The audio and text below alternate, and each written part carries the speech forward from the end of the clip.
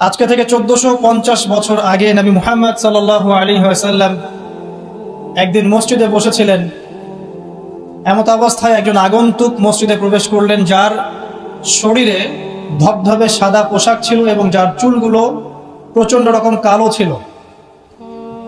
তিনি এসে নবী সাল্লাল্লাহু আলাইহি ওয়াসাল্লামের হাঁটুর সাথে হাঁটু লাগিয়ে দিয়ে বসলেন, যাকে মদিনার কোনো মানুষ চিনতে পারছে না। তার দুহাত নবী সাল্লাল্লাহু আলাইহি ওয়াসাল্লামের উরু এর উপরে রাখলেন, রেখে তাকে 4টা প্রশ্ন করলেন। প্রথম প্রশ্ন হচ্ছে, ইয়া মুহাম্মদ সাল্লাল্লাহু আলাইহি ওয়াসাল্লাম, হে মুহাম্মদ সাল্লাল্লাহু আলাইহি ওয়াসাল্লাম, আখবিরনি আনিল ইসলাম, আমাকে ইসলাম সম্পর্কে বলুন। নবী সাল্লাল্লাহু আলাইহি ওয়াসাল্লাম ইসলামের সংজ্ঞা বললেন। ইসলাম হচ্ছে তুমি আল্লাহর সাথে কাউকে শরীক করবে না, শুধুমাত্র আল্লাহর ইবাদত করবে, 5 ওয়াক্ত সালাত কায়েম করবে, নিসাব পরিমাণ সম্পদ হলে যাকাত প্রদান করবে, রমাদান মাসে সওম রাখবে, সামর্থ্য হলে হজ করবে। ইসলাম। তিনি বললেন, সাদাকতা, আপনি সত্য বলেছেন। ওমর রাদিয়াল্লাহু আনহু বলেন, ফাআজিবনা লাহু ইয়াসআলুহু ওয়া ইউসাদ্দিকুহু, আমরা তার এই স্টেটমেন্টটা শুনে অবাক হলাম যে সে নিজেই প্রশ্ন করছে আবার নিজেই সত্যায়ন করছে। তিনি আবারও প্রশ্ন করলেন, আখবিরনি আনিল ঈমান, হে মুহাম্মদ সাল্লাল্লাহু আলাইহি ওয়াসাল্লাম, আমাকে বলুন ঈমান কাকে বলে। নবী সাল্লাল্লাহু আলাইহি ওয়াসাল্লাম বললেন, ঈমান হচ্ছে আল্লাহর প্রতি বিশ্বাস, তার সমস্ত ফেরেশতাদের প্রতি বিশ্বাস, সমস্ত নবী রাসূলগণের প্রতি বিশ্বাস, আসমানি কিতাব সমূহের প্রতি বিশ্বাস, পরকালের জীবনের প্রতি বিশ্বাস এবং তাকদীর বা ভাগ্যের ভালো মন্দের প্রতি বিশ্বাস। তিনি আবারও বললেন, সাদাকতা, সত্য বলেছেন আপনি। তিনি আবারও প্রশ্ন করলেন, ইয়া মুহাম্মদ সাল্লাল্লাহু আলাইহি ওয়াসাল্লাম, আখবিরনি আনিল ইহসান, আমাকে বলুন ইহসান কাকে বলে।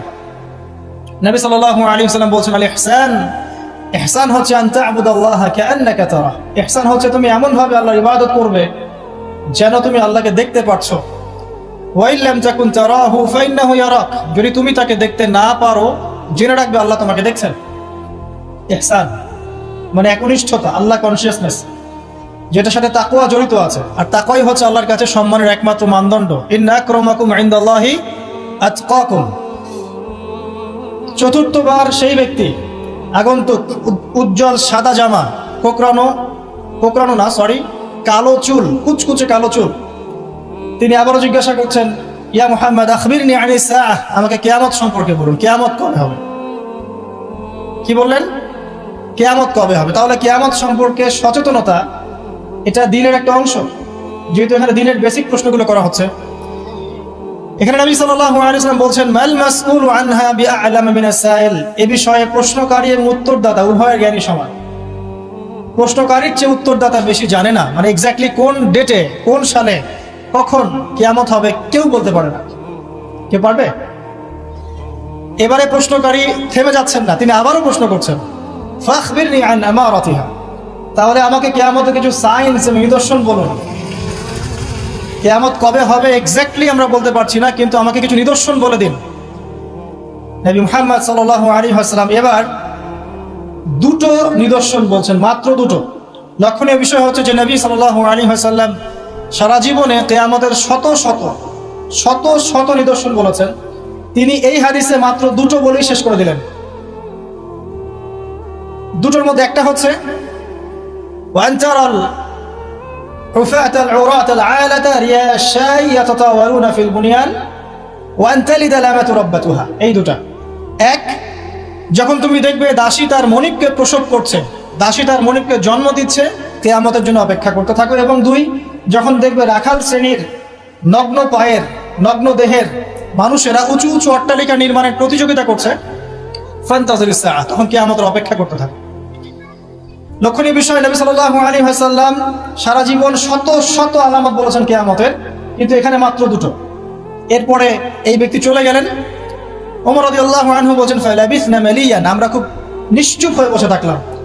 এরপরে রাসূল সাল্লাল্লাহু আলাইহি ওয়াসাল্লাম বলছেন, ইয়া ওমর, হে ওমর, আতাদরি মানিস সাইল, তুমি কি জানো এই ব্যক্তি কে ছিল প্রশ্নকারী। ওমর ইবনে খাত্তাব তিনি বলছেন, আল্লাহু ওয়া রাসূলুহু আ'লাম, আল্লাহ এবং তার রাসূল ভালো জানেন, আমরা জানি না। এবারে নবী সাল্লাল্লাহু আলাইহি ওয়াসাল্লাম অ্যানসার করছেন, ইন্নাহু জিবরিল, এই ব্যক্তি ছিল জিবরাইল আলাইহিস সালাম। আতাকুম ইউআল্লিমুকুম দীনাকুম, তিনি এসেছিলেন তোমাদেরকে তোমাদের দিন শেখাতে। আতাকুম ইউআল্লিমুকুম দীনাকুম, তিনি এসেছিলেন তোমাদেরকে তোমাদের দিন শেখাতে, তিনি নিজে শিখতে আসেন নাই। তোমাদেরকে তোমাদের দিন শেখাতে তিনি এসেছেন। তাহলে দিনের বেসিক 4টা প্রশ্ন আমরা পেলাম। আর বলে রাখি, এই হাদিসটা সহিহ মুসলিমে আছে, মিশকাতে আছে, এবং এই হাদিসটা নবী সাল্লাল্লাহু আলাইহি ওয়াসাল্লামের জীবনের শেষের দিকে হাদিস, প্রথম দিকের নয়, জীবনের শেষের দিকে। শেষের দিকে নবী সাল্লাল্লাহু আলাইহি ওয়াসাল্লাম এখানে দিনের বেসিক 4টা প্রশ্নের উত্তর দিয়েছেন। ইসলাম কাকে বলে আমরা জানলাম, ইসলামের 5 পিলার, কালিমা, সালাত, সাওম, যাকাত, হজ। ঈমানের 6 পিলার, আপনারা জানেন এটা। আল্লাহ বিশ্বাস, ফেরেশতা, নবী রাসূল, আসমানি কিতাব, তাকদীর এবং পরকাল। এই 6টাকে মুখে স্বীকৃতি দিতে হয়, অন্তরে বিশ্বাস করতে হয়, কাজে বাস্তবায়ন করতে হয়।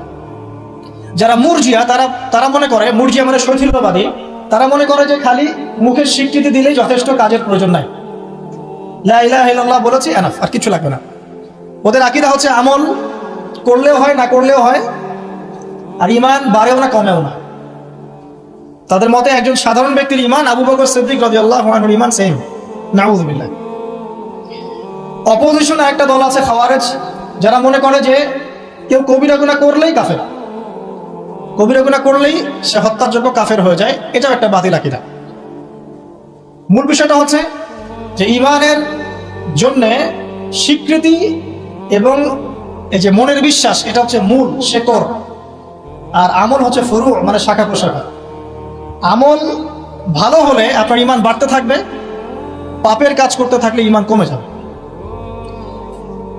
তারপরে বেসিক একটা প্রশ্ন, ইহসান কাকে বলে? নবীজি উত্তর দিলেন, এমন ভাবে আল্লাহর ইবাদত করবে যেন আল্লাহকে তুমি দেখছো।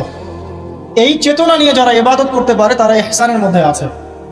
এর সাথে কিন্তু তাসাউফ শব্দটা জড়িত আছে, আল্লাহর মারিফতকে বুঝতে পারা। আর এখন কিন্তু তাসাউফ একটা ফরগটেন প্যাথ, এই রাস্তায় কেউ চলতে চায় না এখন। বরং তাসাউফের নামে অনেক কিছু বিকৃতি হয়েছে দিনের মধ্যে, এদিকে অনেকে নিজেদের দর্শন হারিয়ে ফেলেছে। কিন্তু তাসাউফের একটা পরিশুদ্ধ রূপ কিন্তু আছে, এমন ভাবে আল্লাহর ইবাদত করো যেন তুমি আল্লাহকে দেখছো, আল্লাহকে ফিল করা, মারিফত অর্জন করা। আর চতুর্থ প্রশ্ন করেছেন কিয়ামত কবে হবে। জীবনের শেষের দিকে নবী সাল্লাল্লাহু আলাইহি ওয়াসাল্লাম ইসলাম শেখাচ্ছেন, তার মধ্যে কিয়ামত কবে হবে প্রশ্নটাকে তিনি রেখেছেন অত্যন্ত গুরুত্বের সাথে। কারণ তিনি বলছেন, আমি জানি না কবে কিয়ামত হবে। প্রশ্নকারী উত্তরদাতার জ্ঞান সমান। আবার প্রশ্ন করা হচ্ছে, তাহলে আমাকে জানাই দেন আলামত কি কি। তার মানে বুঝতে পারলাম যে আমরা যারা 1450 বছর পর হাদিসটা শুনছি, তাদের কিয়ামত সম্পর্কে সচেতন থাকা উচিত কিছুটা। এটা 1450 বছর আগের হাদিস, তখন তারা এগুলো সম্পর্কে সচেতন ছিলেন। সাহাবায়ে রাদিয়াল্লাহু আনহুম আলোচনা করছেন মসজিদে, নবী সাল্লাল্লাহু আলাইহি ওয়াসাল্লাম যাচ্ছেন, জিজ্ঞাসা করছেন কি বিষয়ে কথা বলছো তোমরা? সাহাবীরা বলছেন আমরা কিয়ামত নিয়ে কথা বলছি, আলামাতুস সাআ নিয়ে কথা বলছি। তখন নবীজি সেই বিখ্যাত হাদিসটা বলেছেন যে এই 10টা বিষয়ে সংগঠিত হওয়ার আগ পর্যন্ত কিয়ামত হবে না। মানে 10 major signs of the last day, মানে শেষ দিবসের 10টা বড় বড় সাইন, এগুলো সবচেয়ে মেজর। তার মধ্যে 1 নম্বর দাজ্জালের খুরুজ, ইয়াজুজ আর মাজুজের আগমন, দাব্বাতুল আরদ, ঠিক আছে, 3টা বড় বড় ভূমিকম্প, পূর্বে, পশ্চিমে, মাঝখানে, ইয়েমেন থেকে আগুন বের হওয়া, ঈসা ইবনে মারইয়ামের আগমন ইত্যাদি। এরকম 10টা মেজর সায়েন্স দেয়া আছে, এটা আলাদা হাদিস। এখানে নবী সাল্লাল্লাহু আলাইহি ওয়াসাল্লাম মেজর সায়েন্স দুটো বলেননি, এটা কিন্তু ওই 10টা মেজর সায়েন্সের চেয়ে কম, মানে ছোট অংশের সায়েন্স। এখানে দুটোর কথা বলা আছে। এক, যখন দাসী তার মনিবকে জন্ম দিবে। আরেকটা হচ্ছে সমাজের সবচেয়ে দরিদ্র শ্রেণীর মানুষেরা উঁচু উঁচু অট্টালিকা নির্মাণের প্রতিযোগিতা করবে। এখন আখিরুজ জামান সম্পর্কে স্টাডি করতে গিয়ে, আপনি যদি স্টাডি করেন, আর আখিরুজ জামান সম্পর্কে স্টাডি করতে গেলে শুধুমাত্র কোরআন এবং হাদিসের নলেজটা যথেষ্ট নয়, এর সাথে অবশ্যই আপনাকে হিস্ট্রি জানতে হবে, ক্লাসিক্যাল হিস্ট্রি, ওয়ার্ল্ড হিস্ট্রি, পাশাপাশি ওয়ার্ল্ড অ্যাফেয়ার্স বুঝতে হবে, বিশ্বে কোথায় কি হচ্ছে, এবং অর্থনীতি জানতে হবে। এই 3টা জ্ঞান খুব ইম্পর্টেন্ট। নাহলে আমরা হাদিসগুলোকে দিয়ে বর্তমান প্রেক্ষাপটকে মেলাতে পারবো না, ডিল করতে পারবো না। আসেন, এখানে দুটো সাইন বলা হচ্ছে এবং এটাকে গুরুত্ব দেওয়া হচ্ছে। যদি আমরা ধরে নেই যে এখানে 100% প্রশ্ন করা হচ্ছে, তাহলে 25% প্রশ্ন হচ্ছে কিয়ামত সম্পর্কে। বুঝতে পারছি? 4টা প্রশ্ন যদি আমরা ধরি যে 100% ইন টোটাল কনভারসেশন, তাহলে 25% হচ্ছে কিয়ামত সম্পর্কে। তাহলে নিঃসন্দেহে এই বিষয়টা সম্পর্কে সচেতনতা জরুরি। কি জন্য জরুরি? যাতে করে আমরা হতাশ হয়ে বসে থাকি এই জন্য, বরং আমরা যেন পরিস্থিতি সম্পর্কে সচেতন হয়ে উৎকৃষ্ট কর্মপন্থা বের করতে পারি, এই জন্য জরুরি। না হলে সাহাবায়ে কেরাম রাদিয়াল্লাহু আনহুমের কি প্রয়োজন ছিল তারা মসজিদে বসে কিয়ামত সম্পর্কে আলোচনা করতেন? দুটো আলামত, এখানে দুটো অনলি। এখান থেকে আমাদের আজকের লেকচারের মূল জায়গা শুরু হচ্ছে। দেখুন, এক নাম্বার যে আলামতটা নবী সাল্লাল্লাহু আলাইহি ওয়াসাল্লাম বলেছেন সেটা হচ্ছে যখন দাসী তার মনিবকে জন্ম দিবে। দাসী কি মনিবকে জন্ম দিতে পারে? দাসী কাকে বলে? দাসী তো বোঝেন। দাসী কি তার মালিককে জন্ম দিতে পারে? ওলামায়ে কেরাম অনেক ব্যাখ্যা করেছেন। সবচেয়ে কমন যে ব্যাখ্যাটা করা হয়েছে সেটা হচ্ছে যে পিতা মাতার সাথে দাস দাসীর মতো আচরণ করা হয়। এটা কিয়ামতের একটা বড় নিদর্শন। এটা ব্যাখ্যা করার জন্য এখন খুব বেশি দূর যেতে হয় না, আপনি পেপার পত্রিকা এবং প্রিন্ট অ্যান্ড ইলেকট্রনিক মিডিয়াগুলো ঘাটলেই দেখতে পাচ্ছেন পিতা মাতার সাথে আজকে কি রকম নির্মম আচরণ করা হচ্ছে। এই তো কয়েকদিন আগে আমরা দেখলাম যে একজন ছেলে নিজের হাতে তার মাকে গুলি করে মেরে ফেলল। আর নিউজ তো সব আসে না, যে কয়েকটা আসে সেগুলোর আলোকে আমরা কিছু ইনফরমেশন পাই, কিন্তু এরকম কত যে ঘটনা এই প্রত্যেক দিন ঘটছে দিনে রাতে দেশের আনাচে কানাচে আমরা কিন্তু জানি না।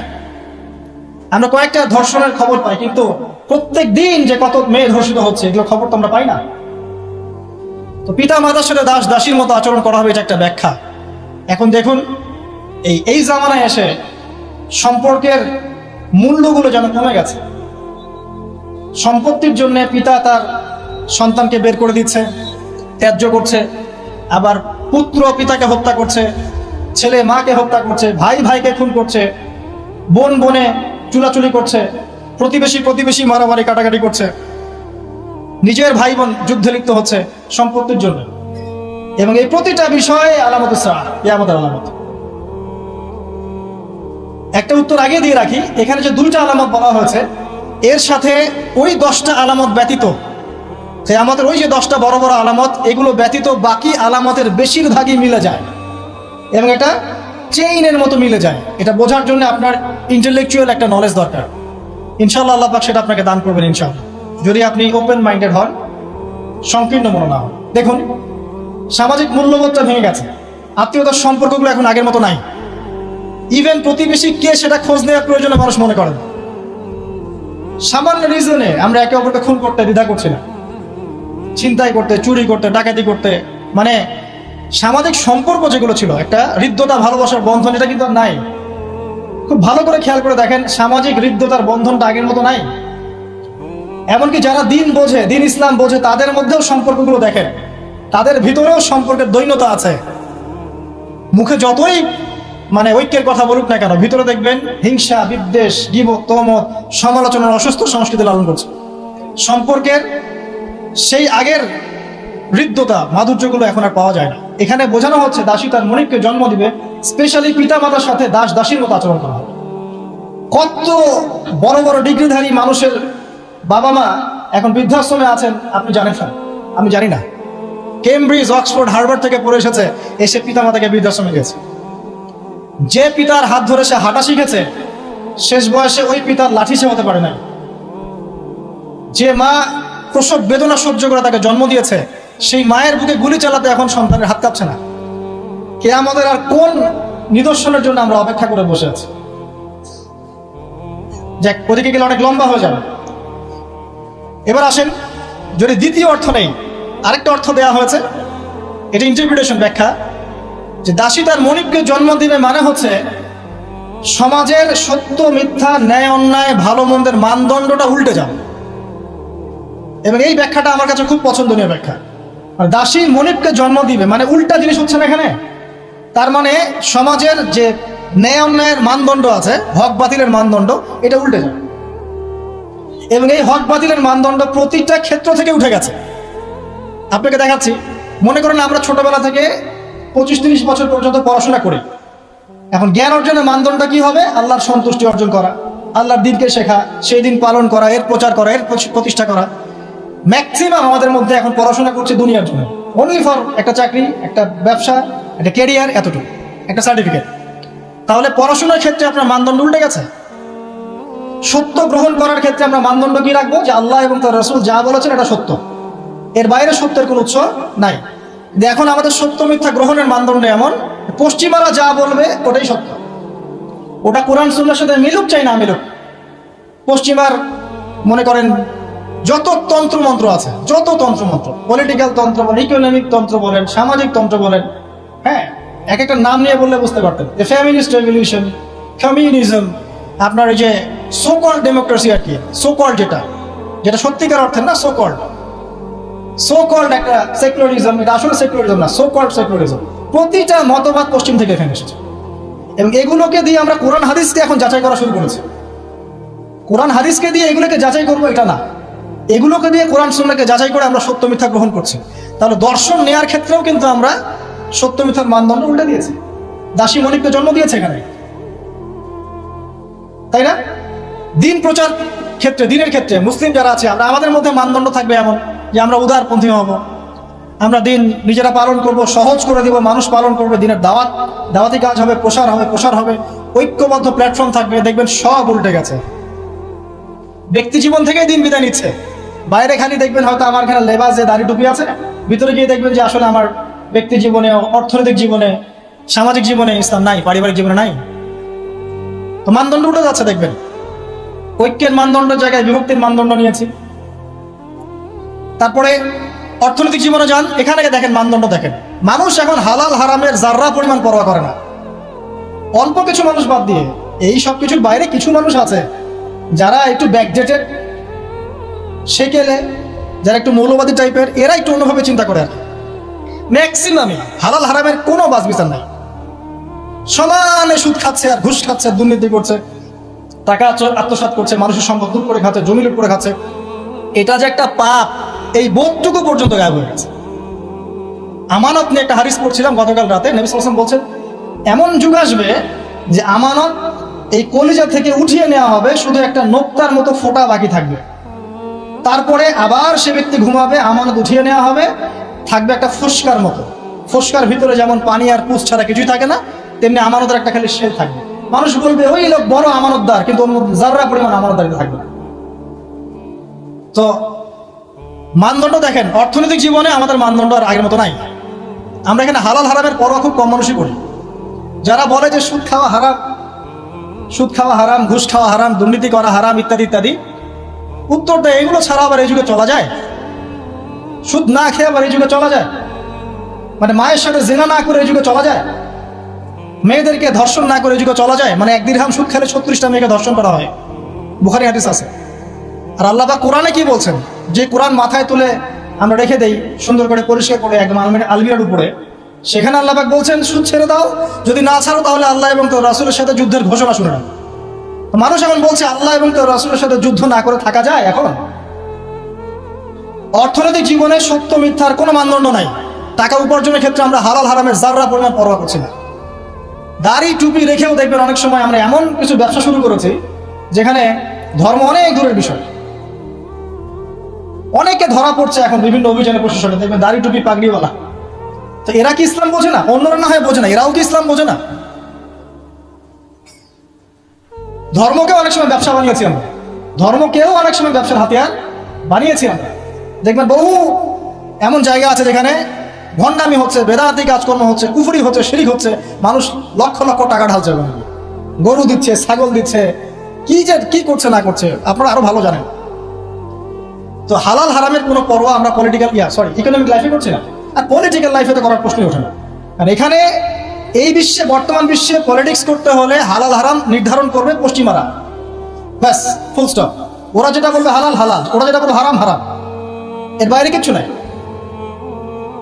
আর এখন সারা বিশ্ব যারা শাসন করছে এরা বেশিরভাগই বদ মানুষ, এরা ফাসেক আর জালেম আর কাফের মুশরিক, বেশিরভাগই বিশ্ব যারা শাসন করছে তাদের কথা বলছে।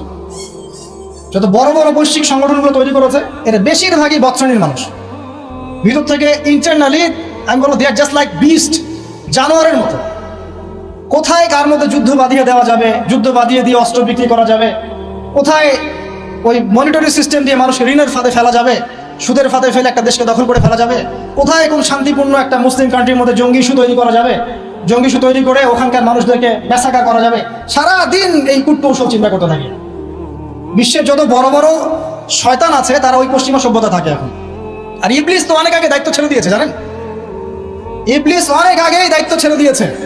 যখন সে এরকম চেলাপেলা তৈরি করে ফেলেছে, এখন সে রিল্যাক্সড, আরশে বসে ওর যে কুরসি আছে সমুদ্রের উপরে, সমুদ্রে ওর কুরসি এবং আরশ আছে, এটা জানেন নাকি?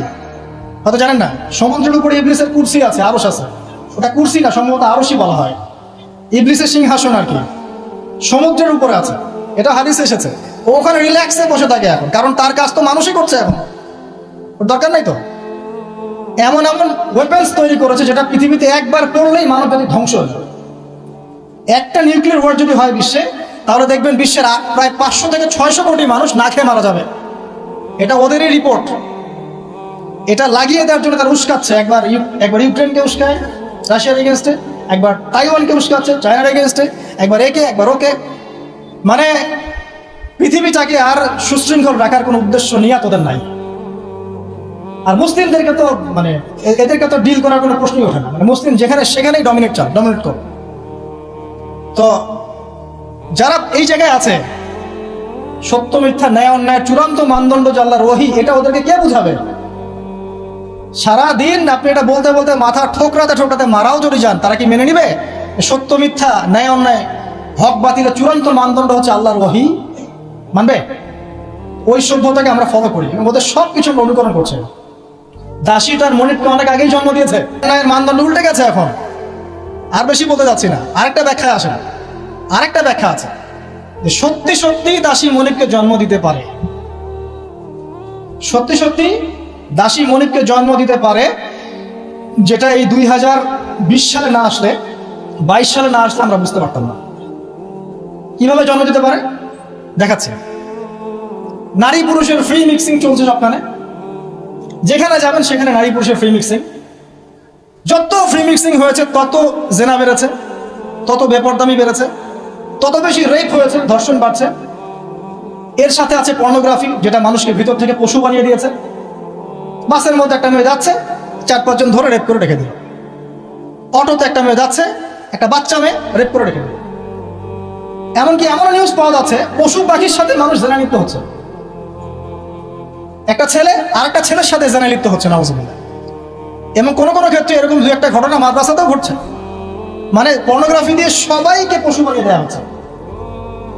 খেয়াল করে দেখেন। এরপরে আবার পরকীয়া আছে। যখন এরকম বেপরদামি, ধর্ষণ, ফ্যামিলিস্ট রেগুলেশন, ফ্রি মিক্সিং বাড়তে আছে, তখন কিন্তু ভালোবাসা বলে একটা ব্যাপার যে আছে, লাভ, আল্লাহর পক্ষ থেকে যে ভালোবাসা আছে, এই লাভটাকে যৌনতা দিয়ে চেঞ্জ করে দেওয়া হচ্ছে। ভালোবাসার চাইতে এখন মানুষ যৌন বিষয়টাকে বেশি গুরুত্ব দেয়। মানে মেয়েকে জাস্ট ভোগ করতে হবে, ভালোবাসা, তার সাথে কোমল থাকা, তার কষ্ট দেয়াগুলোকে একটু হাসি মুখে সহ্য করা, সবর করা, এগুলো কিন্তু নাই দেখবেন। এর উপর আবার বাইরের মিডিয়াগুলো আছে এবং পরকীয়া, সেটা মিডিয়াগুলো উস্কায় দিচ্ছে ফিল্মের মধ্য দিয়ে, আপনার সিরিয়ালের মধ্য দিয়ে, যে পরকীয়া একটা ভালো জিনিস, ট্রেন্ড, এক নতুন ফ্যাশন। তখন ঘরে ঘরে আপনি কি মনে করছেন, অলমোস্ট এভরি সিঙ্গেল ফ্যামিলি এখন পরকীয়াতে আসক্ত, জানেন? Almost every single family. অনেক ক্ষেত্রে ইসলামিক পরিবারগুলোর মধ্যে ওগুলো ঢুকে গেছে। আর যারা ইসলাম থেকে অনেক দূরে, ওদের কথা কি চিন্তা করতে থাকেন তাহলে? কেউ স্বামী স্ত্রীকে নিয়ে সন্তুষ্ট না, স্ত্রীর স্বামীকে নিয়ে সন্তুষ্ট না, ভিতরে ভিতরে ভাঙন চলছে। আর যখন এই ভাঙনগুলো চলতে আছে, তখন মেয়েরা সন্তান জন্ম দেওয়ার ফুরসত পাচ্ছে না। ওদের আবার কেরিয়ার বলে একটা ব্যাপার আছে, কেরিয়ারটাকে বিল্ড আপ করতে হবে সন্তান পরে। যখন সন্তান জন্ম দেওয়ার ফুরসত পাচ্ছে না, তখন কি করতে হবে? ওই পশ্চিমাদের মতো, বা এই যে আমাদের এই কর্নারে একটা নতুন ইসরায়েল আছে, এর নাম সিঙ্গাপুর, এ আবার একটা নতুন ইসরায়েল, এই ধরনের কান্ট্রিগুলোর মতো ওখানকার মেয়েরা সন্তান জন্ম দেওয়ার সময় পায় না, ওরা জেনা করার সময় পায়। দেখা যায়, একটা জরিপে দেখা গেছে যে বিয়ের আগে একটা ছেলে প্রায় 20 থেকে 22টা মেয়ের সাথে যৌন সম্পর্ক করে।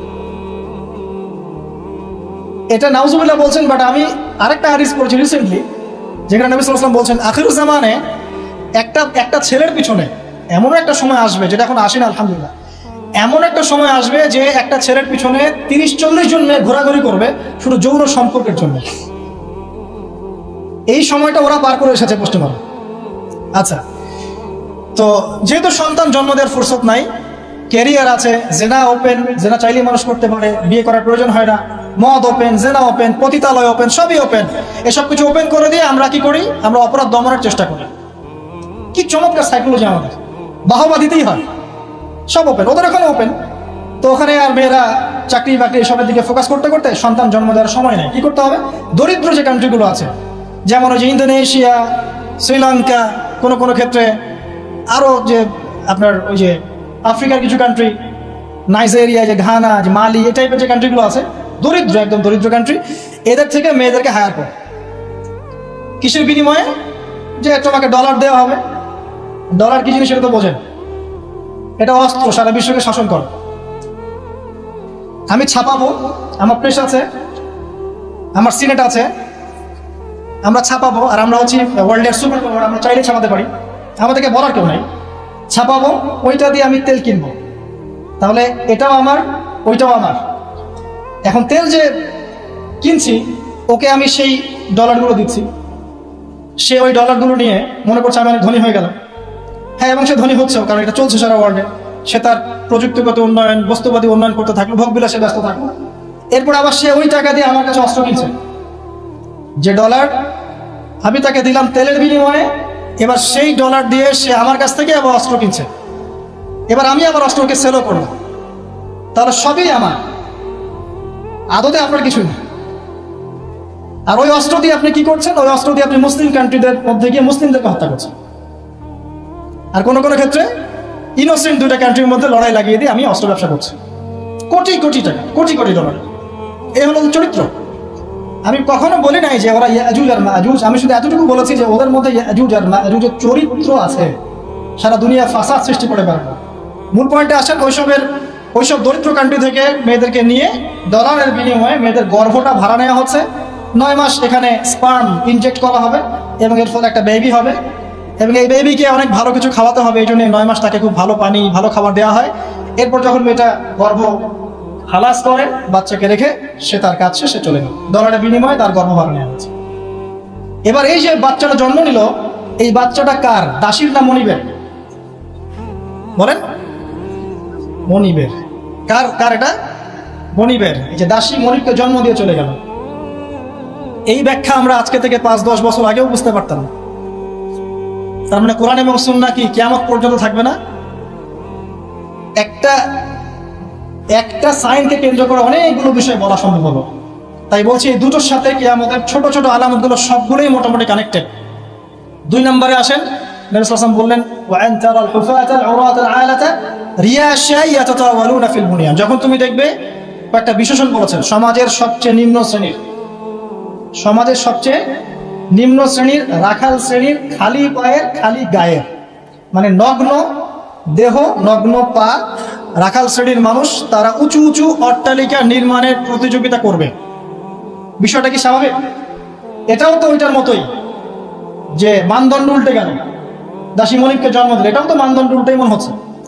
কিন্তু এটা হবে কিয়ামতের আগে, নবীজি বলেছেন তার পবিত্র জমানে অবশ্যই হবে। এটা যে হয়ে গেছে অলরেডি, এটা বোঝার জন্য কি আমার খুতবা দেওয়ার দরকার আছে? স্পেশালি আমরা যারা এই যে বড় বড় সিটিজগুলোতে থেকে অভ্যস্ত, ঢাকায় থাকি, নিউ ইয়র্কে থাকি, হ্যাঁ, ব্রিটেনে থাকি, মেলবোর্নে থাকি, বড় বড় সিটিজগুলো, দুবাইয়ে থাকি, তাদের কাছে কি এই বিষয়গুলো চোখে স্পষ্ট দেখা যায় না? এমন কোন হিস্ট্রি পড়েন না আপনি, এমন কোন সময় কি গিয়েছিল পৃথিবীর উপর যখন পুরো পৃথিবীর এই হাইলি কনস্ট্রাক্টেড বিল্ডিংস এর প্রতিযোগিতা ছিল? একটা সময় ছিল, সেটা হলো আদ এবং সামুদ জাতির সময়, যখন তারা নিজেদের মধ্যে এসব কনস্ট্রাকশন নির্মাণের প্রতিযোগিতা করত। আল্লাহ পাক ওদেরকে ধ্বংস করে দিয়েছে, কিন্তু ওইটা সারা বিশ্বে গ্লোবালি ছিল না, ওই একটা কওমের মধ্যেই সীমাবদ্ধ ছিল। এটা কিভাবে সম্ভব? রাখাল শ্রেণীর মানুষ অট্টালিকা তৈরি করবে? এখানে 3-4টা ব্যাখ্যা হতে পারে। এক, ওই রাখাল শ্রেণীর মানুষের কাছে এমন কিছু ধন সম্পদ করতলগত হবে, ওই যে আমরা বলি হেরিটেজ, মানে কি বলি, গুপ্তধন, এই টাইপের কিছু সম্পদ তারা পাবে রাখাল শ্রেণীর মানুষ, এবং এগুলো দিয়ে তারা উঁচু উঁচু অট্টালিকা নির্মাণের প্রতিযোগিতা করবে। এটা হয়েছে এক সময়, যাদের খাবার টাকা ছিল না, পায়ে স্যান্ডেল ছিল না, গায়ে জামা ছিল না, আল্লাহ পাক ব্ল্যাক গোল্ড দিয়ে দিয়েছেন, অয়েল, ব্যাস সেল করো আর অট্টালিকা নির্মাণ করো, সেল করো আর অট্টালিকা নির্মাণ করো। হয়েছে না এটা মিডল ইস্টে? মধ্যপ্রাচ্য এটা বাস্তব সাক্ষী। 2, হতে পারে ব্যাখ্যা এমন যে এমন কোন অর্থনৈতিক উৎস সারা বিশ্বে চালু করা হবে যার মধ্য দিয়ে নিতান্ত দরিদ্র মানুষেরা অট্টালিকা তৈরি করার সুযোগ পাবে। সেটা কি? সেটা হচ্ছে বর্তমান সভ্যতার রিবা এবং সুদ ভিত্তিক এই মনিটরি সিস্টেম। এই সুদ ভিত্তিক মনিটরি সিস্টেম এবং ব্যাংকিং সিস্টেমের মাধ্যমেই সম্ভব রাখালের অট্টালিকা নির্মাণ করা। সে গিয়ে বলবে আমি আমার জমি আছে বা আমি জমি চাই, আমার ফ্ল্যাট দরকার, এটা দরকার, ওটা দরকার। কি করতে হবে? লোন দিতে হবে। ওকে লোন নাও, 1 কোটি টাকা নাও, তোমাকে 10 বছর সময় দিচ্ছি, 10 বছর পর তোমাকে 1,50,00,000 দিতে হবে। সে মনে করবে হ্যাঁ কোনো সমস্যা নেই, 10 বছর টাইম দেওয়া হয়েছে, একটু না হয় বেশি দিলাম চার্জ, বাট আমি তো আমার স্বপ্ন পূরণ করছি। অথচ সে বুঝতে পারলো না সে মায়ের সাথে জিনা করলো, যে খেলো সেও জেনা করলো, যে খাওয়ালো সেও জেনা করলো, যে সাক্ষী থাকলো সেও করলো, যে লিখে রাখলো সেও করলো। এর ফলশ্রুতিতে এলিট সোসাইটির খুব একটা সমস্যা হয়নি। এই রিবার মূল পরিণতিটা হচ্ছে যে দরিদ্র মানুষরা দিন দিন দারিদ্রতার অতল তলে যেতে থাকবে। খুব এলিট সোসাইটি যারা, ওদের খুব একটা সমস্যা হবে না। এটাই রিবা। যারা রিবাকে ফর্ম করেছে সারা বিশ্বে, ওই সভ্যতার কিন্তু খুব একটা ক্ষতি হচ্ছে না। যাদেরকে ও সুদ খাওয়াচ্ছে, IMF এর থ্রু দিয়ে বলেন, ওয়ার্ল্ড ব্যাংকের থ্রু দিয়ে বলেন, সবাইকে সুদ খাওয়াচ্ছে। ঋণ চাচ্ছ, ঋণ দিব, এইসব শর্তগুলো দেখে ঋণ দিব, তবে আমাকে এত % দিতে হবে, অত % দিতে হবে। এখন এই পার্সেন্টেজের টাকাটা কত টাকা, এই টাকাটাকে আমাদেরকে দিতে হবে না?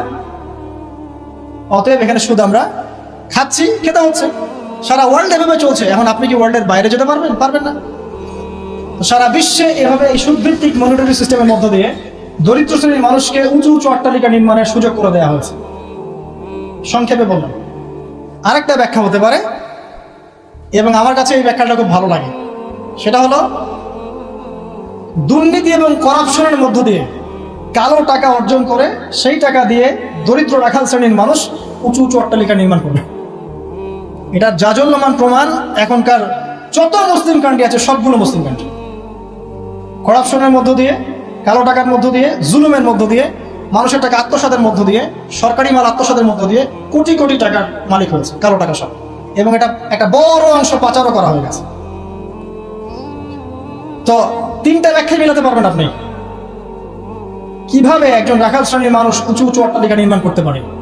হয় তার কাছে গুপ্তধন সে প্রাপ্ত হবে আল্লাহর পক্ষ থেকে, অথবা সে সুদভিত্তিক ব্যাংকিং সিস্টেমের মধ্যে যেটা করবে, অথবা সে জুলুম এবং করাপশনের মধ্যে যেটা করবে। তবে শেষ কথা হচ্ছে, সবকিছু করার পরেও কিয়ামত পর্যন্ত এই হাদিসে জিবরিলে তার নাম রাখালি থেকে যাবে, রাখালি থেকে যাবে, রাখালি থেকে যাবে। আপনি কি বুঝতে পারছেন? সম্মান দেওয়ার মালিককে। যত কিছুই করুক না কেন, কিয়ামত পর্যন্ত এই হাদিসের মধ্যে ওদেরকে এই নামেই ডাকা হবে, ওয়ান তারাল হুফাতাল উরাতাল আলাতা রিয়াশাই ইয়াতাতাওয়ালুনা ফিল বুনিয়ান, এভাবেই ডাকা হবে। এই সায়েন্সগুলো নবী সাল্লাল্লাহু আলাইহি ওয়াসাল্লাম বলেছেন। এর পাশাপাশি আর অনেক কথা তিনি বলেছেন। মানুষের মধ্যে ধর্মীয় জীবন থেকে ইসলাম আস্তে আস্তে সংকীর্ণ হয়ে আসবে, উম্মার মধ্যে ফাটল বাড়তে থাকবে, মানুষ দিনের জ্ঞান অর্জনকে খুব একটা মূল্যায়ন করবে না, ইলম উঠে যাবে, আলেম ওলামাদের মৃত্যু হবে, ওলামাদের উপর জুলুম আসবে, জাহেলদেরকে মানুষ আলেম রূপে গ্রহণ করা শুরু করবে, মানুষ ইসলামকে বিকৃত ব্যাখ্যা করা শুরু করবে, এবং এমন একটা সময় আসবে যে কাফের মুশরিক মুনাফিকরা পর্যন্ত ইসলামের ব্যাখ্যা নিয়ে মুসলিমদের সাথে তর্ক করবে। পারিবারিক বন্ধন ভাঙবে, বাবা মা সন্তান সন্ততির পারিবারিক বন্ধন ভাঙবে, প্রচুর জেনা বাড়বে এবং জেনাকে মানুষ হালাল মনে করবে, প্রচুর মাদক বাড়বে, মাদককে মানুষ হালাল মনে করবে, পরকীয়াকে মানুষ হালাল মনে করবে, বাদ্যযন্ত্রগুলোকে মানুষ হালাল মনে করবে, বিনোদনের নামে, এন্টারটেইনমেন্টের নামে মানুষ এমন এমন হারাম কাজে লিপ্ত হবে যার ফলশ্রুতিতে তাদেরকে একদিন বানর এবং শুয়োর বানিয়ে দেওয়া হবে। আল্লাহ পাকের দয়া না থাকলে, আর পৃথিবীতে যদি অন্য মাখলুক না থাকতো, আল্লাহ পাক আসমান থেকে বৃষ্টি বন্ধ করে দিতেন। এগুলোর ফলশ্রুতিতে মুসলিমদের উপরে দুর্দশা নেমে আসবে, দুর্ভোগ নেমে আসবে, খুনাখুনি বাড়বে, হারাজ বাড়বে। নবীজি বলছেন হারাজ হচ্ছে এমন বিষয়, একজন ব্যক্তি মারা যাবে, সে জানবে না কেন মারা গেলাম। একজন ব্যক্তিকে মেরে ফেলা হবে, যে মারবে সেও বুঝতে পারবে না কেন তাকে মারছি, আর যে মারা যাবে সেও বুঝতে পারবে না কেন আমাকে মারলো। সবচেয়ে মারাত্মক হচ্ছে যে ফ্যামিলিস্ট রেভলিউশন বাড়বে, মহিলাদের মধ্যে বেপরদামি বাড়বে, ব্যভিচার বাড়বে, এবং পতিতাদের সংখ্যা বাড়বে। এটা ফ্রি হয়ে যাবে, মানুষ সবার উন্মুক্ত হয়ে যাবে, ইজি আপনার কাছে উন্মুক্ত হয়ে যাবে, মাদক ইজি উন্মুক্ত হয়ে যাবে, অশ্লীলতার প্রসার ঘটবে। তখন আল্লাহ রাসূল বলছে সাল্লাল্লাহু আলাইহি ওয়াসাল্লাম, আল্লাহ পাকের পক্ষ থেকে ভূমি ধসের আযাব আসবে, ভূমি ধসের আযাব আসবে, জালজালা ভূমিকম্প আসবে, এবং আকৃতি পরিবর্তনের আযাব আসবে, মানুষের আকৃতি পরিবর্তন হয়ে যাবে। তিনি বলছেন সময়গুলো এমনভাবে যাবে যেন মানুষের কাছে মনে হবে যে গতকালটা আজকের চাইতে ভালো ছিল। মানুষের কাছে এমন মনে হবে গতকালটা আজকের চাইতে ভালো ছিল, গত বছর এই বছর হচ্ছে ভালো ছিল।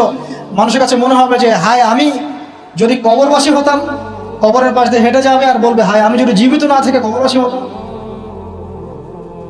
প্রকৃতিও পরিবর্তন হয়ে যাবে, প্রকৃতি ঋতু পরিবর্তন হয়ে যাবে, বৃষ্টিপাতের মধ্যে সমস্যা সৃষ্টি হবে, বন্যা বলেন, ভূমিকম্প বলেন, খরা, দুর্যোগ যা যা দেখছেন আল্লাহর পক্ষ থেকে গজব, আযাব, এগুলো ক্রমান্বয়ে বাড়তে থাকবে। এমনকি সময়কে কেন্দ্র করে বলা হচ্ছে সময় পর্যন্ত সংক্ষিপ্ত হয়ে আসবে। এত দ্রুত টাইম পাস হয়ে যাবে যে মানুষ মনে করবে যে একটা বছর চলে যাচ্ছে একটা মাসের মতো, একটা মাস একটা সপ্তাহ, একটা সপ্তাহ একটা দিনের মতো, একটা দিন একটা ঘন্টার মতো। উম্মার দুর্দশা, নবী সাল্লাল্লাহু আলাইহি ওয়াসাল্লাম বলছেন তোমরা সংখ্যায় প্রচুর হবে, তোমরা বিভক্ত হয়ে থাকবে খণ্ডে খণ্ডে, তোমরা সংখ্যায় প্রচুর হবে, কিন্তু মৃত্যুর ভয় তোমাদেরকে পেয়ে বসবে এবং তোমরা আল্লাহর রাস্তায় আল্লাহর দ্বীনের জন্য সংগ্রাম করতে চাইবে। এতে করে তোমাদের উপরে বহিঃশত্রুর আক্রমণ চাপিয়ে দেওয়া হবে, জুলুম বাড়বে, মাজলুমের সংখ্যা বাড়তে থাকবে, জালেমকে অবকাশ দেওয়া হবে, জালেমকে ছাড় দেওয়া হবে, জালেমকে ছাড় দেওয়া হবে। সে জুলুম করতে করতে এমন পর্যায়ে নিয়ে যাবে যে মনে হবে যে তারা এই বিশ্বের নতুন ফেরাউন। জিউসরা শক্তিশালী হবে, জিউসরা শক্তিশালী হবে, ইসলামের এগেইনস্টে যে শক্তিগুলো আছে এরা শক্তিশালী হতে থাকবে, ওদের মধ্যে ইউনাইটেড বন্ড দেখা যাবে। স্পেশালি জেরুজালেমের কথা এসেছে যে ওই জায়গাটা শক্তিশালী হবে। শাম এবং ইরাকের মাঝখানের যে পয়েন্টের কথা আসছে, এই জায়গায় ইসরায়েল নামক রাষ্ট্রের অস্তিত্ব তখন ছিল না যখন নবী সাল্লাল্লাহু আলাইহি ওয়াসাল্লাম এই হাদিস বর্ণনা করেছেন। এ তো কয়দিন আগে অস্তিত্ব লাভ করলো, হাদিস বর্ণনা করা আছে 1400 বছর আগে। জিউস আসবে, মাসিহুদ দাজ্জাল ইস্পাহান নামক জায়গার কথা আছে, এখান থেকে সে খুরুজ হবে, তার খুরুজ মানে আত্মপ্রকাশ, কিন্তু সে রুল করবে জিউসদেরকে দ্বারা। এবং জিউসরা এখন কোথায় শক্তিশালী এটা আপনারা চিন্তা করে দেখেন, সারা ওয়ার্ল্ডে তারা কি করছে। তো ছোট ছোট যত আলামতগুলো আছে এগুলোকে যদি আপনি একত্রিত করেন, এই দুইটা আলামতের সাথে মেলাতে পারবেন। দাসী মনিককে জন্ম দিচ্ছে আর সমাজের সবচেয়ে নিম্ন শ্রেণীর মানুষ অট্টালিকা নির্মাণের প্রতিযোগিতা করছে। বাকি যে বড় বড় সায়েন্সগুলো আছে সেগুলো এখনো আসে নাই। আর আমরা চাই না আসলে যে আমাদের জীবদ্দশা ওগুলো আমাদের সামনে আসুক। কেউই চাইবো না যে আমরা দাজ্জালকে দেখি, দাজ্জাল আত্মপ্রকাশ করুক, ইয়াজুজ আর মাজুজ ধেয়ে আসুক, ভূমিকম্প হতে থাক বড় বড়। আমরা চাইবো না যে ইয়েমেন থেকে আগুন বের হয়ে আসুক, আমরা সেখানে থাকি। তো সামনে কি? আমরা যখন বলি যে কিয়ামত নিকটবর্তী, তার মানে এই না যে কালকে কিয়ামত হবে। মূলত এই বিষয়টা বোঝানো হয় যে কিয়ামতের সায়েন্সগুলো, নিদর্শনগুলো একটা একটা একটা একটা করে এমনভাবে আবির্ভূত হয়েছে যেন পুঁথি থেকে মালা ছিঁড়ে ছিঁড়ে পড়লে যত দ্রুত আবির্ভূত হয়, এভাবে এসেছে। বিগত 100 বছরে এমনভাবে এটা আবির্ভূত হয়েছে যেটা আপনি বিগত আগের সময়গুলোতে কল্পনা করতে পারবেন না। যেমন ফেমিনিস্ট রেভলিউশন, যেমন জিউসদের উত্থান, যেমন জায়নিস্ট মুভমেন্ট, যেমন পেট্রোডলার মনিটরিং সিস্টেম, যেমন সারা বিশ্বে মুসলিমদের উপর ম্যাসাকার, জুলুম এবং দ্বীনের সংকীর্ণতা, এই জিনিসগুলো লাস্ট 100 বছরের বেশি এসেছে। আমরা জানি এর আগেও এগুলো এসেছে আবার ঠিক হয়েছে, এসেছে আবার ঠিক হয়েছে। বাট 2000 বছর পর জেরুজালেমে ইহুদি রাষ্ট্র গঠিত হয়েছে, এটা আগে হয়নি কখনো। এবং এরাই তারা যারা মাসিহুদ দাজ্জালের সাথে এই বিশ্ব শাসনও করবে এবং ওর সাথেই তারা ঈসা ইবনে মারইয়ামের হাতে মারাও করবে ইনশাআল্লাহ। সামনে মালহামা আছে, আর কি আছে? মহাযুদ্ধ আছে, জেরুজালেমের উত্থান আছে, জিউসদের উত্থান আছে, দাজ্জালের শাসন আছে, ইমামুল মাহদির আগমন আছে, তার হাতে মুসলিমদের বিজয় আছে, ঈসা ইবনে মারইয়ামের আগমন আছে, তার হাতে দাজ্জালের নিহত হওয়ার ঘটনা বাকি আছে, ঈসা ইবনে মারইয়ামের হাতে জেরুজালেম থেকে ওয়ার্ল্ড ওয়াইড ইসলামিক শাসন এখনো বাকি আছে, ইয়াজুজ আর মাজুজের আগমন বাকি আছে এবং ওদের ধ্বংস বাকি আছে। এরপরে পুরো বিশ্বে ইসলামের শান্তির সুবাতাস বয়ে যাওয়াটা বাকি আছে। তারপরে আলামতুস সাআহ, পশ্চিম দিক থেকে সূর্য ওঠাটা বাকি আছে। তারপরে ইনশাআল্লাহ তাআলা এত দ্রুত কিয়ামত হবে, নবীজি বলছেন একজন ব্যক্তি আরেকজন ব্যক্তির সাথে কাপড় নিয়ে ব্যবসা করতে বসবে, কাপড় খুলে দেখাবে, গোটানোর আগেই কিয়ামত শেষ। একজন ব্যক্তি উটের দুধ দহন করবে, দুধ পান করার আগে কিয়ামত শেষ। তারপরে তিনি ইনস্ট্যান্ট বোঝাতে এই শব্দ ব্যবহার করছেন, এক গ্লাস পানি খাওয়ার জন্য গ্লাসটা উপরে নিবে, পানি ঢোক গেলার আগেই কিয়ামত শেষ। এত দ্রুত এই পুরো মহাবিশ্ব ম্যাসাকারি ব্লাস্ট হয়ে যাবে। আমরা ওই দৃশ্য দেখতে চাই না। তাহলে এখন এই যে সামাজিক অরাজকতাগুলো চলছে, আমাদের নিদর্শনগুলো চলছে, এগুলো সব কি আল্লাহর দেয়া গজব, নাকি আমাদেরও কোনো ভূমিকা আছে? আল্লাহ পাকের মুখ থেকেই শোনেন। আল্লাহ পাক বলছেন সূরা রুমের মধ্যে, আল্লাহ পাক বলছেন যাহারাল ফাসাদু ফিল বাররি ওয়াল বাহরি বিমা কাসাবাত আইদিন নাস। জ্বরের স্থলে যত বিপর্যয় ছড়িয়ে পড়েছে এগুলো মানুষের হাতের কামাই। ঢাকা শহরে একটা মেয়ে রিক্সায় করে যাচ্ছে তার বয়ফ্রেন্ডের সাথে, তারপরে সে আর বাসায় ফিরলো না, মা হাউমাউ করে কাঁদছে। মা হাউমাউ করে কাঁদছে, মেয়েকে আর খুঁজে পাওয়া গেল না, ধরে নেওয়া হচ্ছে মেয়েটা নাই, নিখোঁজ, হয়তো তার রেপ হয়েছে বা ডেড হয়েছে। মা স্টেটমেন্ট দিচ্ছে সাংবাদিককে যে আমি ছেলেটাকে বললাম তুমি যদি মেয়েকে ভালোই বেসে থাকো তাহলে মেয়েকে বাসায় পৌঁছে দিলে না কেন? এই মায়ের কাছ থেকে আপনি কেমন সন্তান আশা করছেন? সে তার মেয়ের অবৈধ বয়ফ্রেন্ডকে সে বলছে তুমি যদি মেয়েকে ভালোই বেসে থাকো তাহলে মেয়েটাকে একা একা রিক্সা ছেড়ে দিলে কেন, বাসায় পৌঁছে দিতে পারলাম না? কি বলবো বলেন? পরিণতি সবকিছু আল্লাহ পাকের পক্ষ থেকে আসে, এটা তো সত্যই। কিন্তু আল্লাহ রাব্বুল আলামিন কখনো কখনো আমাদেরকে আমাদের পাপের শাস্তি দুনিয়াতেই দিয়ে থাকে। যেমন কর্ম করেছি তেমন ফল ভোগ করতে হবে তো। সুদ খেয়েছেন, এখন দারিদ্রতা বরণ করতে হবে তো। ধর্ম নিয়ে বাড়াবাড়ি করেছেন, উম্মার ঐক্য তো নষ্ট হবেই। আমি যখন দুর্নীতি করছি আমাকে একদিন ধরা পড়তেই হবে। আমি চুরি করেছি আমাকে তো পিটুনি খেতেই হবে। আমি ডাকাতি করছি আমাকে তো পিটুনি খেতেই হবে। আমি রেপ করেছি আমাকে শাস্তি পেতেই হবে। একটা মেয়ে কয়েকটা ছেলের সাথে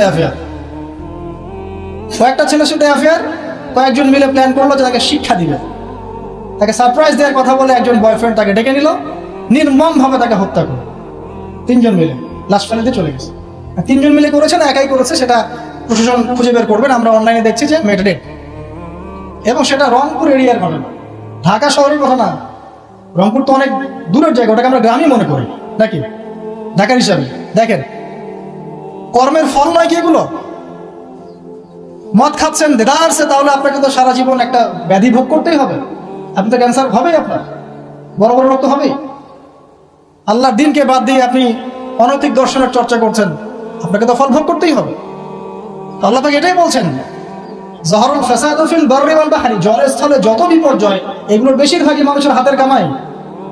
পরিবেশ দূষিত করেছি আমরা, পুরো বিশ্বের পলিটিক্যাল সিস্টেম ধ্বংস করে দিয়েছি আমরা, ইকোনমিক সিস্টেমে সুদ দিয়ে দিয়েছি আমরা, ব্যক্তি জীবন থেকে দিনকে বিদায় করছি আমরা। আর দিনের কথা যারা বলছে টুকটাক টুটা ফোটা, এদেরকে আমরা বিভিন্ন সাম্প্রদায়িক ট্যাগ লাগিয়ে বয়কট করে দিয়েছি। চাও নাকে তেল দিয়ে ঘুমাও, দুনিয়াটা আমাদের, পরকাল তোমাদের, তোমরা পরকাল নিয়ে থাকো, দুনিয়া আমাদের। শুনে রাখো তোমরা, এই দুনিয়াও মুসলিমদের হতে যাচ্ছে অতি শীঘ্র ইনশাআল্লাহ। কত বছর এভাবে চলবে? 100, 200, 300, 400, 500, কিন্তু ইমামুল মাহদির আগমন সত্য, ঈসা ইবনে মারইয়ামের আগমন সত্য। ঈসা ইবনে মারইয়ামের হাতে সারা বিশ্বে সুশাসন কায়েম হবে, এটা ওই রকম সত্য যেমন সূর্য পূর্ব দিক থেকে ওঠে পশ্চিমে ডুবে যায়। আর এখন যা চলছে সারা ওয়ার্ল্ড ওয়াইড যা চলছে, এটা এমনই মিথ্যা, এমনই মরীচিকার মতো মিথ্যা, যেমন ওই যে ইব্রাহিম আলাইহিস সালাম বলেছিলেন তুমি যদি রব হয়ে থাকো সূর্যকে পশ্চিম দিক থেকে উদিত করে দেখাও। তোমরা একটা মিথ্যা সানরাইজ দেখাচ্ছ সারা বিশ্বকে, এটা সানরাইজ নয়। সত্যিকারের সানরাইজ দেখাবেন ঈসা ইবনে মারইয়াম আলাইহিস সালাম ইনশাআল্লাহ। সামনে এগুলো আছে। এখন এই যে পরিণতিগুলো হচ্ছে এগুলো আমাদের পাপের ফল। এখন আমাদের কি করণীয় আছে? প্রথমত আমরা আগে নিজেকে নিয়ে ভাবি যে আমরা এসেছি একা, আমরা যাব একা। বিশ্ব বাদ দেন, পলিটিক্স বাদ দেন, অর্থনীতি বাদ দেন, বড় বড় শব্দ বাদ দেন, আগে নিজের কাছে আসে যে আমি নিজে ভাই পৃথিবীতে আসছি একা, আমাকে যাইতে হবে একা। এবং আমি যাব সাদা কাফন পরে কালো কবরে, তাই না? কি কালো নিকশ কালো কবরে আমি সাদা কাফন পরে যাব, তাই না? তাই আমি একটা কথা বলি শোনেন, যখন অন্ধকার, ঘুটঘুটে অন্ধকার নিকশ কালো কবরের মধ্যে সাদা কাফন পরে মানুষ যাবে, তখন সাদা সাদা আর কালা কালা গানের আসল মর্ম উপলব্ধি করতে পারবে। মানে ভাই আসেন কেন? যখন সাদা কাফন পরে অন্ধকার নিকশ কালো অন্ধকার কবরে মানুষ যাবে না, ওই মোমেন্ট যখন মুনকার এবং নেকিরের সাথে দেখা হবে, নাকিরের সাথে মালাকুল মউতের সাথে সাক্ষাৎ হবে, তার আগে লাশ নিয়ে যাবে আর সে বলবে কোথায় নিয়ে যাচ্ছ আমাকে, কোথায় নিয়ে যাচ্ছ? ভয়ে আটকে উঠবে। মালাকুল মউতের চেহারা দেখেই ভয়ে আটকে উঠবে। সারা জীবন তো দিনের পরোয়া করে নাই, নামাজ কালামের তো খবর নাই, ইসলামকে 5 পয়সা মূল্যায়ন করে না, এবং ইসলামকে ধ্বংস করার জন্য, মুসলিম সমাজের মধ্যে অশ্লীলতা ছড়িয়ে দেওয়ার জন্য এই কাজগুলো করে বেড়াচ্ছে। যখন এই অবস্থা তাদের হবে এবং কবরে প্রশ্নগুলো করা হবে এবং হাতুড়ি দিয়ে পিটানো হবে, 70 গজ মাটির নিচে যখন আত্মা যাবে সিজ্জিনে, তখন বুঝে আসবে কোনটা সাদা ছিল আর কোনটা কালো ছিল। মানুষ মুসলিমদের, স্পেশালি যুবকদেরকে, যুবক যুবতী, আমাদের ইয়াং টিনেজারদেরকে এমনভাবে ইনফ্লুয়েন্স করা হচ্ছে এগুলো দিয়ে, মনে হচ্ছে পণই আসল জগৎ, মনে হচ্ছে এই মাদকই আসল জগৎ, এই সিগারেটটাই আসল, এই গান বাজনা মিউজিকই আসল, এই কনসার্টগুলোই আসল। এবং এগুলোতে যেহেতু মজা আছে, একটা লজ্জাত ফ্লেভার পাওয়া যায় ইনস্ট্যান্ট, এই জন্য যুব সমাজ দ্রুত এর পিছনে দৌড়ানো শুরু করছে। আর একটা যুবকদেরকে যখন আপনি একটা জাতির যুবকদেরকে মেরুদণ্ড ভেঙে দিবেন, তখন এই জাতি কখনোই আপনার এগেন্সটে দাঁড়াতে পারবে না। সুদূর প্রসারী নীল নকশা এটা মুসলিম যুবকদেরকে আল্লাহর দিন থেকে সরিয়ে দেওয়ার জন্য। এদেরকে প্রমোট করার মিডিয়ার অভাব নাই, পত্রিকার অভাব নাই। তাহলে আপনি কি করবেন এখন? প্রথমত আপনি নিজেকে চিন্তা করতে হবে যে আমি মুসলিম, আগে আমাকে বাঁচতে হবে, এবং আমার ছেলে আমার মেয়ে এদেরকে আমি অন্তত এই পথে দিব না। যদি এদেরকে পড়ানোর কোনো প্রতিষ্ঠানই না পাই, নিজে প্রতিষ্ঠান করে ওকে পড়াবো ইনশাআল্লাহ। যদি সেটাও না পারি, আমার কাছে একা একা বসে শিখবেন ইনশাআল্লাহ, কি সমস্যা? যদিও এটার পক্ষে আমি খুব স্ট্রং মত দিই না, আমাদেরকে চেঞ্জ করতে হবে সিচুয়েশন। যদি দেখেন কোনো অপশনই খোলা নাই, সবখানেই ফিতনা, সবখানেই ফাসাদ, কি করবেন? আপনার ছেলে মেয়েকে তো পড়াতে হবে। আমার ওয়াইফ আমাকে বলছে আমার বেবিকে আমি কোথাও দিব, কি করবা তাহলে? তা আমি 10 বছর পর্যন্ত পড়াবো। সে মাশাআল্লাহ আরবি জানে, উর্দু জানে, ফার্সি জানে, সবই জানে, তা আমি পড়াবো। বললাম যে এভাবে হবে না, এভাবে হবে না। কতদিন আপনি আটকে রাখবেন সন্তানকে? যখন সে বাইরে যাবে দেখবে জেনা উন্মুক্ত, মেয়েরা উন্মুক্ত, বেপরদামি উন্মুক্ত, পর্ন উন্মুক্ত, সব উন্মুক্ত, মাদক উন্মুক্ত। সৎসঙ্গ না থাকলে, ভালো প্যারেন্টিংস না থাকলে, আপনার ভালো পরিবেশ না থাকলে, ভালো সোসাইটি কমিউনিটি না করতে পারলে আমি আমাদের সন্তানদেরকে বাঁচাতে পারবো না। ওরা ওদের দেহকে নষ্ট করবে না ঠিকই, কিন্তু ওদের আত্মাটাকে পুড়িয়ে ঝাঁঝরা করে ছেড়ে দিল, আত্মাটাকে কলুষিত করে শেষ করে দিল। আর সমাজের এই অসঙ্গতিগুলো যখন চলছে আর আমাদের আত্মা কাঁদে না, আমাদের খারাপ লাগে না, আমাদের পাপবোধ জাগ্রত হয় না, বুঝতে হবে ওই ঈমান আর আমাদের মধ্যে নাই, যে ঈমান থাকলে এই পাপ দেখলে মানুষের খারাপ লাগা সৃষ্টি হয়। একজন আলেম বলেছেন, যখন দেখবেন বাসায় কোরআনের উপর ধুলা পড়ে গেছে, তখন বুঝে নেবেন যে আপনার কলমেও ধুলা পড়েছে। কি করব? নিজে বাঁচার জন্য আগে নিজেকে চিন্তা করতে হবে যে আমি আখিরাতের বান্দা, দুনিয়াতে এসেছি মেহমানের মতো, আল্লাহ কিছু দায়িত্ব কর্তব্য দিয়েছেন, টাইম শেষ হবে, আল্লাহ পাক টাইম দিয়ে চলে যাবে। কাউকে আল্লাহ পাক এখানে রাখেন নাই, দুনিয়াতে কেউ চিরস্থায়ী হয় নাই। যত বড় পরাশক্তি ছিল, ফেরাউন, নমরুদ, হামান, কারুন, কেউ পৃথিবীতে চিরস্থায়ী হয় নাই। আজকের বিশ্বে যারা আছে বড় বড় পরাশক্তি, কেউ পৃথিবীতে চিরস্থায়ী হবে না। এগুলো শুধুমাত্র সময়ের ব্যাপার মাত্র, সময় চলে যাবে, এরাও শেষ, কেউ থাকবে না, না মুমিন, না কাফের, না মুশরিক, কেউ না। অতএব যারা এসেছে তারা চলে যাবে, এই ফিলিংসটা সবার আগে জরুরি। এই ফিলিংসটা আসলে পরে আমার প্রথম দায়িত্ব হচ্ছে ইলম অর্জন করা, তারপরে লক্ষ্য স্থির করা যে আমার জীবনে তো একটা লক্ষ্য আছে। এভারেজ লাইফ লিড করবে সবাই, 1999 জন মানুষ এভারেজ লাইফ লিড করে, খায় দায় ফুর্তি করে, স্ত্রী সহবাস করে, বাচ্চা পয়দা করে, শেষ, ডেড, শেষ বয়সে ক্যান্সার, ডায়াবেটিস, মারা গেল। এটাই করতেই কি দুনিয়াতে এসেছি? দিন ইসলাম নিয়ে আমাদের কোনো স্বপ্ন নাই? যারা ইতিহাস পড়ে দেখেন, যারা যুগে যুগে ইসলামের অগ্রগামী ছিলেন, তারা কি আমাদের মতোই এভারেজ মুসলিম ছিলেন, নাকি এক্সট্রা অর্ডিনারি কিছু তারা করতেন? আর আমরা কি আমাদের উম্মার মধ্যে ছোটখাটো বিষয়গুলোকে নিয়েই পড়ে থাকবো? আর কতদিন আমরা এগুলো নিয়ে পড়ে থাকবো? আর কতদিন আমরা একে অপরের গীবত, তহমত, সমালোচনার, হাত বাঁধার, পায়ে পা লাগানো আর আমি এসব নিয়ে পড়ে থাকবো?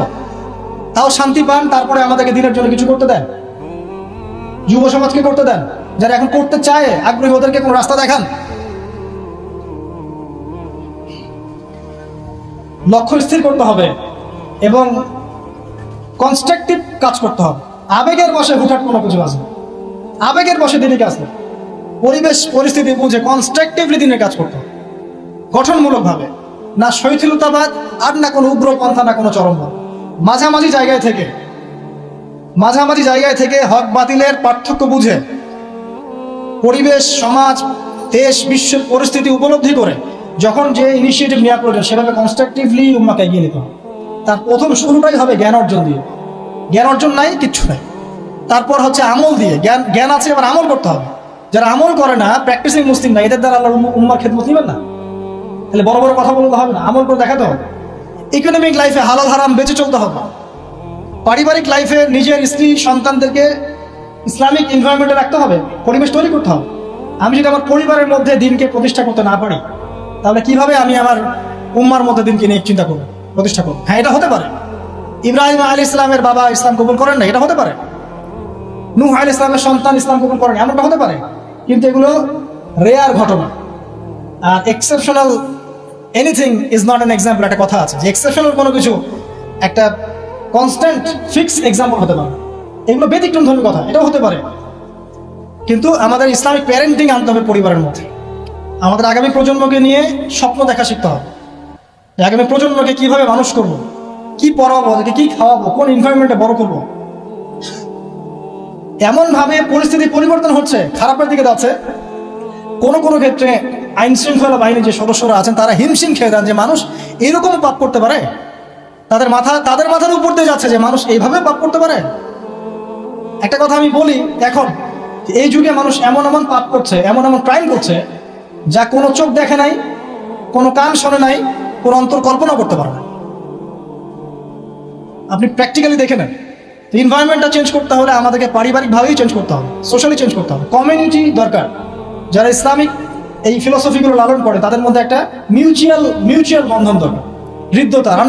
হৃদ্যতার ভালোবাসা, ওপেন মাইন্ডেড হওয়া, কনজাস্টেড না হওয়া, সংকীর্ণ মানসিকতা না হওয়া, এবং সাম্প্রদায়িক থটগুলো বাদ দিতে হবে।